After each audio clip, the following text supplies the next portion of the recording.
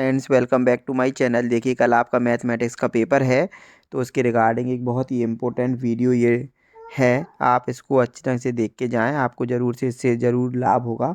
और सभी दोस्तों के साथ इसको शेयर कर दें जल्दी से जल्दी, है ना। तो देखिए, सबसे पहला क्वेश्चन है हमारा कि यदि y बराबर क्या है, x की पावर x और ये इन्फिनिटी तक होनी चाहिए तभी ये वाला फॉर्मूला लगता है। ठीक है, तो हम यहाँ पे क्या लिखते हैं, y बराबर x to the power y। ठीक है, y बराबर x to the power y लिखना है। यदि इन्फिनिटी तक जाता है तो, और फिर लेना है दोनों तरफ लॉग। जैसे ही हम दोनों तरफ लॉग लेंगे तो क्या होगा, लॉग y बराबर लॉग x की पावर y, है ना।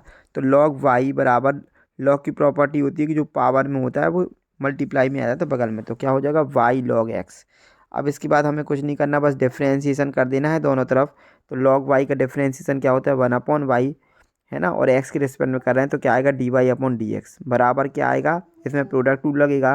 पहले का differentiation dy/dx into log x, plus पहले को कांस्टेंट मान के दूसरा लॉग एक्स का क्या होगा, 1/x। यहाँ से आएगा 1/y इंटू dy/dx बराबर dy/dx into log x plus y/x। अब इस इधर हम क्या करेंगे, dy/dx दोनों तरफ है, तो dy/dx अपन ने कॉमन ले लिया। तो यहाँ क्या बचेगा, 1/y, और ये आएगा इस तरफ तो हो जाएगा minus 1/y minus log x बराबर क्या हो जाएगा, y/x। ठीक है, तो यहाँ से dy/dx की वैल्यू हमारी कितनी आ जाएगी, y/x into 1/y into log x. ठीक है, तो dy/dx बराबर क्या होगा हमारा, y/x into 1 minus y log x/y। ये इसका क्या हो जाएगा, आंसर हो जाएगा, है ना। और इसको आगे थोड़ी सा और आगे इसको सॉल्व कर लेते हैं। ठीक है, तो इसके बाद ये y कहाँ चला जाएगा, ऊपर, तो क्या हो जाएगा y² क्या हो जाएगा, y² into 1 minus y log x. ठीक है, तो ये हमारा क्या हो जाएगा, आंसर हो जाएगा। ठीक है, इसके बाद हम देख लेते हैं इसका नेक्स्ट क्वेश्चन। नेक्स्ट क्वेश्चन देखिए हमारा क्या है, कॉम्प्लेक्स नंबर। ये नया टॉपिक है कि कॉम्प्लेक्स नंबर, जटिल संख्याएं क्या होती हैं। तो जटिल संख्याएं किस के रूप में पता करते हैं हम, z बराबर x प्लस आई वाई के फॉर्म में रिप्रेजेंट करते हैं हम।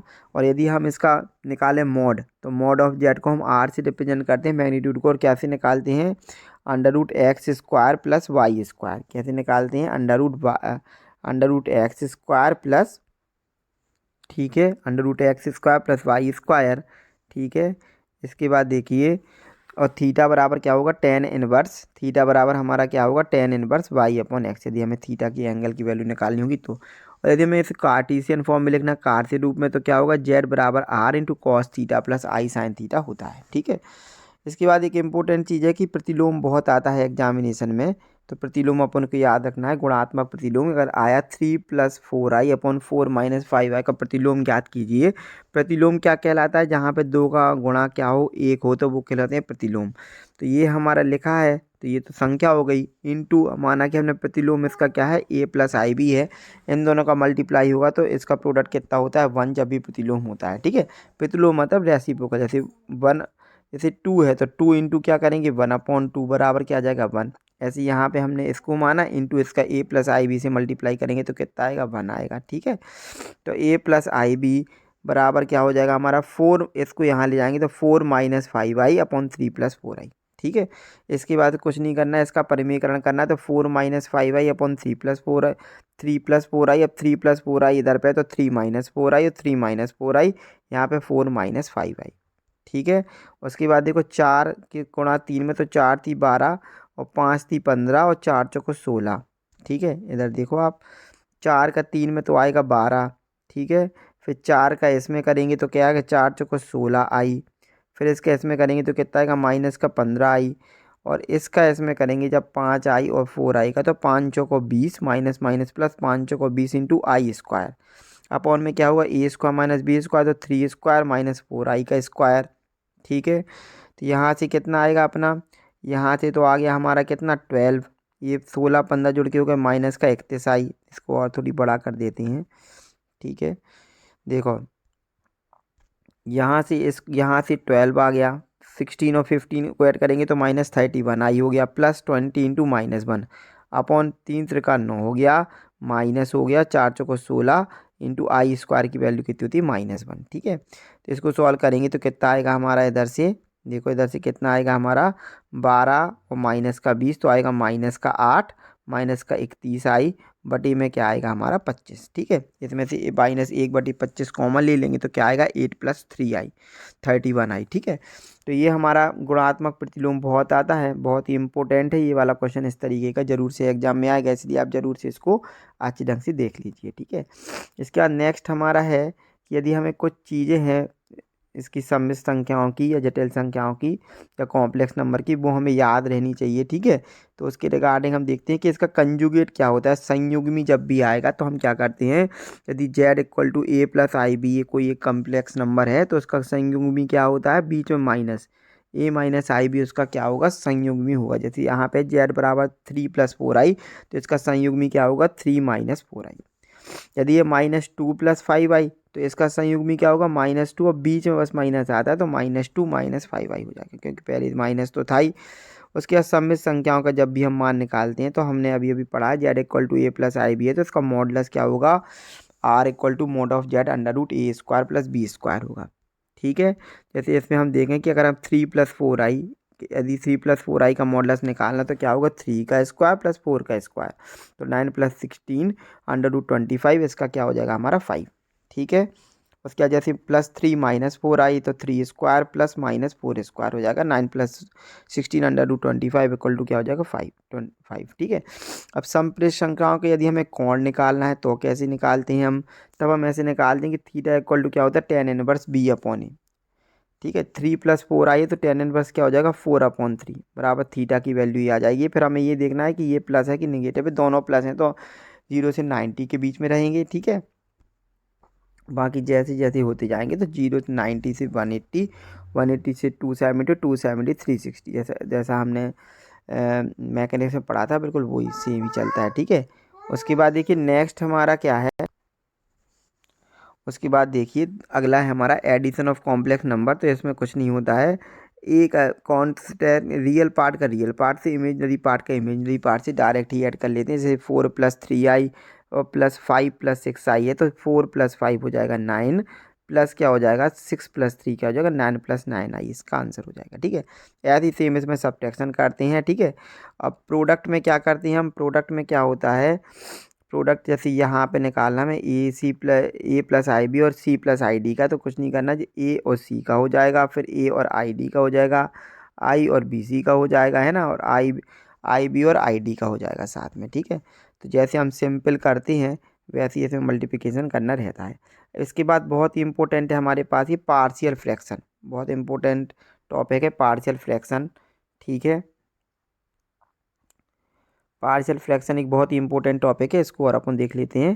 तो यदि हमें ये चीज़ दी गई है, क्या दी गई है, x/x + 1 x + 2, यदि हमें इसको पार्शियल फ्रैक्शन के रूप में रखना है तो इसके लिए हमारे पास फॉर्मूला होता है, यदि दो फैक्टर होंगे तो a/x + 1 और प्लस b/x + 2, मतलब पहले जो है उसको a/ में लिखना है प्लस b/ में दूसरे वाले को लिख देना है। ठीक है, इसके बाद हमें क्या करना है, इसका एलसीएम लेना है सीधा सीधा।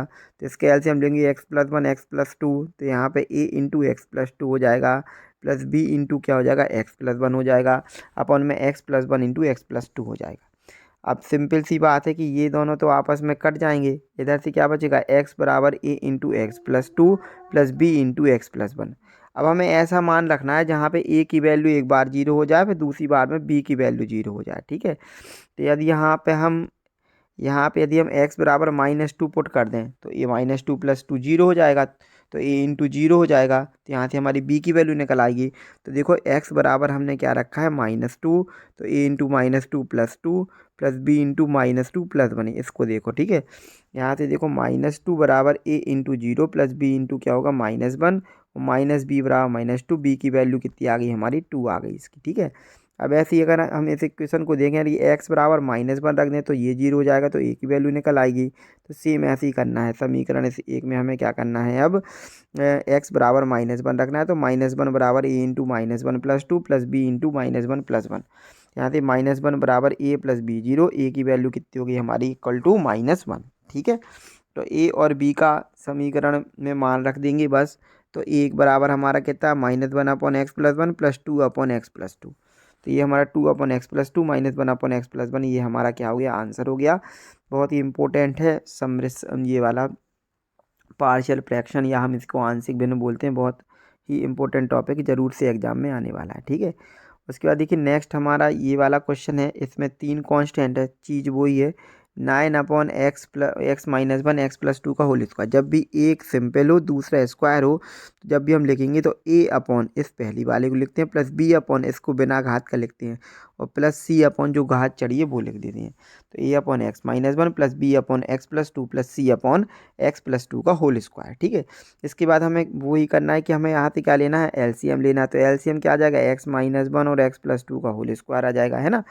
जैसे हम इसको यहाँ पे लिखेंगे, अब हम इसको सॉल्व करेंगे तो क्या होगा, पहली बार में x - 1 कट जाए, क्या आएगा, a का मल्टीप्लाई किस में होगा, a इंटू इधर से क्या बचा हमारा x, यहाँ से हमने ये लिया तो ये बस बचा, तो यहाँ पे क्या आ गया x+2 का होल स्क्वायर, प्लस b इसमें क्या होगा, b/ में एक x+2 से एक x+2 कट जाएगा, कितना बचेगा, एक x+2 बचेगा और एक x - 1 बचेगा। तो ये लिख दिया हमने, प्लस c/ में ये और ये कट जाएगा, कितना बचेगा, c इंटू x - 1। ठीक है, और जब लघुत्तम ले लेंगे तो ये नीचे नीचे के दोनों कट जाएंगे, क्या आ जाएगी, क्योंकि हमारी 9 इक्वल टू क्या आ जाएगा, a इंटू x+2 का whole square plus b into x - 1 x+2 plus c into x - 1। ठीक है, अब समीकरण 2 में अब हमें क्या करना है, समीकरण 2 में यदि हम x बराबर -2 रख दें, यहाँ पे -2 रख दें, तो -2 + 2 ये 0 हो जाएगा, और -2 + 2 ये भी 0 हो जाएगा। यहाँ से हमें किसकी वैल्यू मिल जाएगी, c की वैल्यू मिल जाएगी। तो इसी प्रकार से हमने रखा, तो c की वैल्यू हमारी कितनी आ गई, यहाँ पे c की वैल्यू हमारी कितनी आ गई, इक्वल टू -3। ऐसे यदि हम x बराबर इसमें रख दें +1, यदि हम x बराबर इस वाले समीकरण में रख दें +1, तो ये 0 हो जाएगा और ये 0 हो जाएगा, किसकी वैल्यू आ जाएगी, हमारी a की वैल्यू आ जाएगी। तो यहाँ से हमने क्या किया, सिंपल ऐसे ही सॉल्व करके हमने क्या निकाल लिया, इसमें a का मान निकाल लिया, a बराबर बना गया। और तीसरी बार में x बराबर 0 रखना है, इसी वाले इक्वेशन में a और b का जो मान आया है वो रखना है। तो यहाँ से हमें किसकी वैल्यू मिल जाएगी, जो भी हमारा तीसरा कांस्टेंट है, जैसे यहाँ पे b है तो यहाँ पे हमें किसकी वैल्यू मिल जाएगी, b की, और ए बी सी का मान हमें सीधे इसमें रख देना है। इसमें कोई भी और ज़्यादा परेशानी की बात है नहीं। ठीक है, क्रम करके एक बार हमें ऐसी संख्या रखनी है जिसमें कोई 2 पक्ष 0 हो जाए, फिर कोई ऐसा रखना है जिसमें कोई 2 पक्ष 0 हो जाए, तीसरे में x बराबर क्या रखना है, 0, जब भी ABC का 3 क्वेश्चन हो तब। ठीक है, और स्क्वायर हो। उसके बाद देखिए नेक्स्ट हमारा क्या है, परमुटेशन एंड कॉम्बिनेशन है।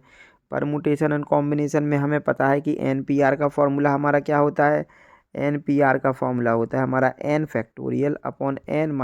का फैक्टोरियल होता है कि नहीं। और ऐसी NCR होगा तो NCR बराबर तो n(n)(r) इंटू r फैक्टोरियल, ये NCR का होता है।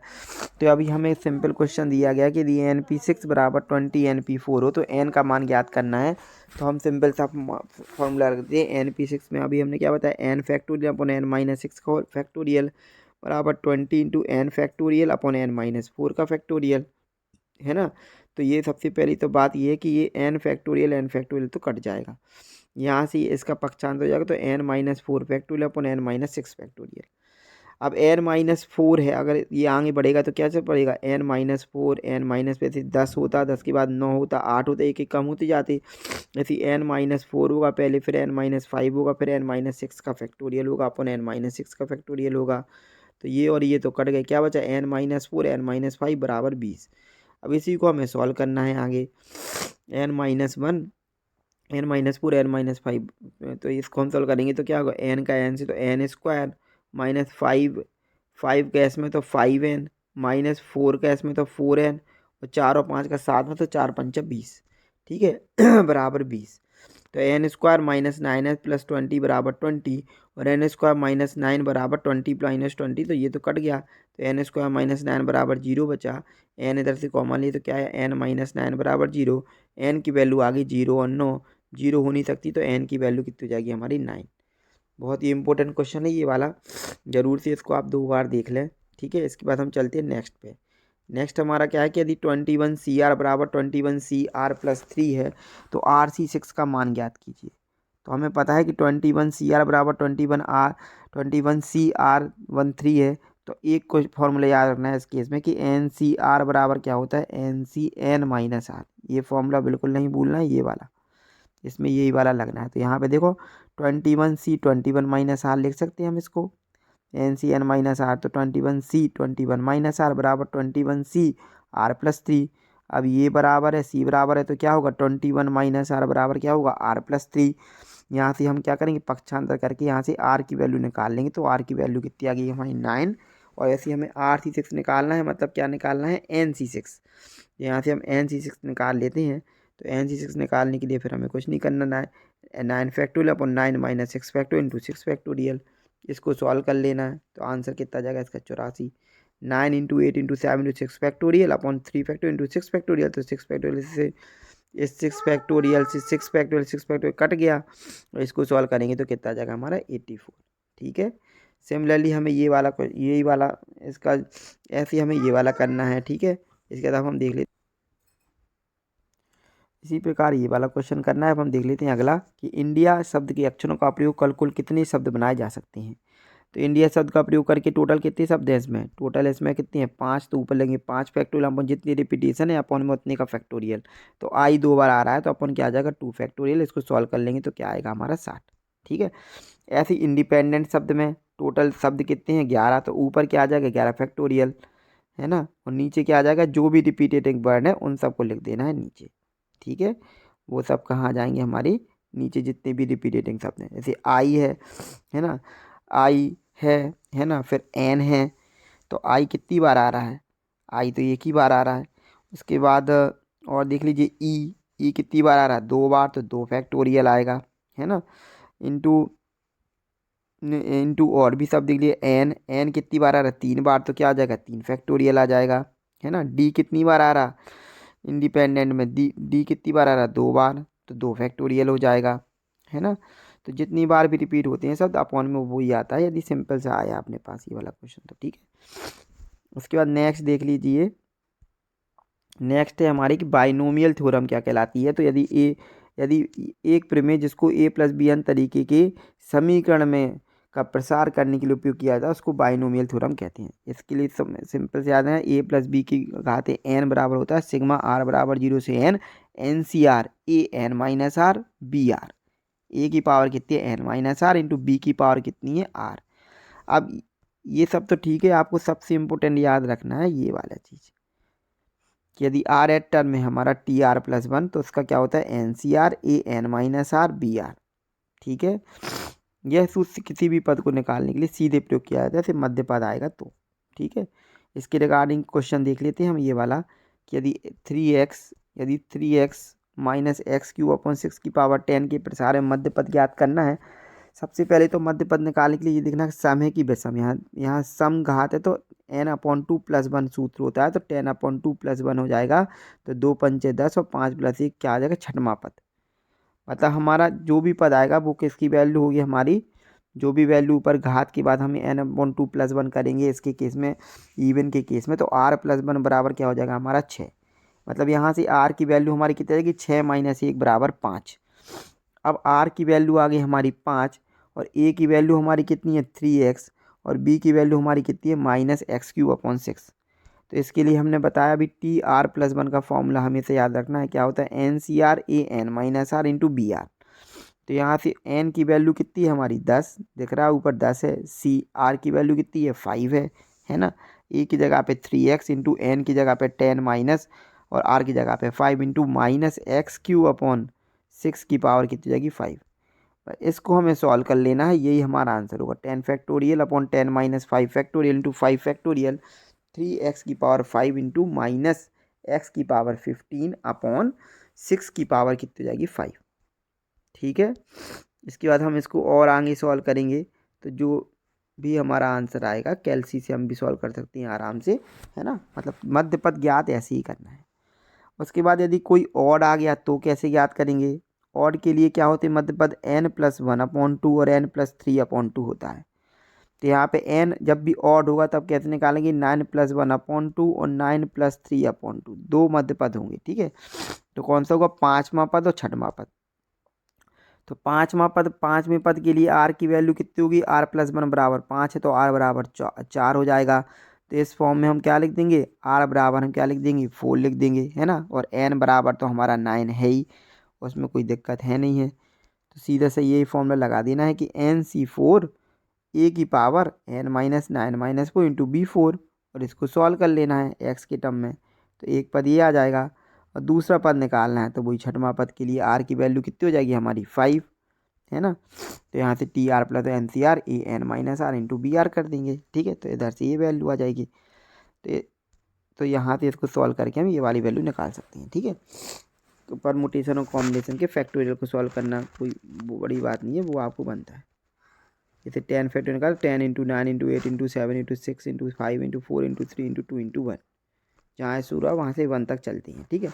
तो ये आपके लिए बहुत ही इंपॉर्टेंट वीडियो है, आप इसको ज़रूर से देख लीजिए। बाकी कुछ भी लगेगा इंपॉर्टेंट और तो कल आपको ज़रूर से डाल दिया जाएगा मॉर्निंग में, ठीक है। बाकी ये बहुत ही अच्छा है, 3rd यूनिट का पूरा, है ना, निचोड़ है। आप ज़रूर से पढ़ लीजिए। और एक ये डिफरेंशियल का क्वेश्चन है, इसको भी पढ़ लीजिए, बहुत बहुत इंपॉर्टेंट है, आने की पूरी पूरी संभावना है। बाकी ऑब्जेक्टिव क्वेश्चन तो ये ऐसे ही आएंगे कि साइन एक्स का डिफरेंशिएशन क्या होता है कॉस एक्स का क्या होता है minus sine x, tan x का क्या होता है sec square x, sec x का क्या होता है सेक एक्स टेन एक्स, है ना। ऐसे ये सारे आपको याद रखनी है। लॉग एक्स का क्या होता है 1/x, है ना। ई एक्स का क्या होता है ई एक्स इंटू लॉग ए, ठीक है। तो ये सारे आपको याद रखना है। डिफरेंशिएशन केस का क्या होता है ना। और कॉम्प्लेक्स नंबर क्या होता है, कंजुगेट नंबर क्या होते हैं, है ना। कंजुगेट क्या कहलाता है, बाइनोमियल थ्योरम क्या कहलाती है ना। सिंपल सिंपल से ऑब्जेक्टिव और सही जोड़ी आएंगी। यदि लगेगा तो वीडियो किसके लिए सुबह बनाया जाएगा, ठीक है। अभी तो बाकी आप यदि ये वाला वीडियो देख लेंगे फुल तो आपकी 3rd यूनिट पूरी कंप्लीट हो जाएगी। ऐसा कुछ है नहीं है कि जो उसमें कॉन्सेप्ट ना समझाएगा, इसी कॉन्सेप्ट के ऊपर और भी क्वेश्चन आ सकते हैं। तो आप ज़रूर से इसको पढ़ के जाएं और अपने दोस्तों के साथ ज़रूर शेयर कर दें अभी तुरंत ही वीडियो को, ताकि वो भी पढ़ लें, सुबह सुबह देख लें, ठीक है। बाकी बने रहें चैनल पे। बहुत बहुत धन्यवाद। All the best. जय श्री राम।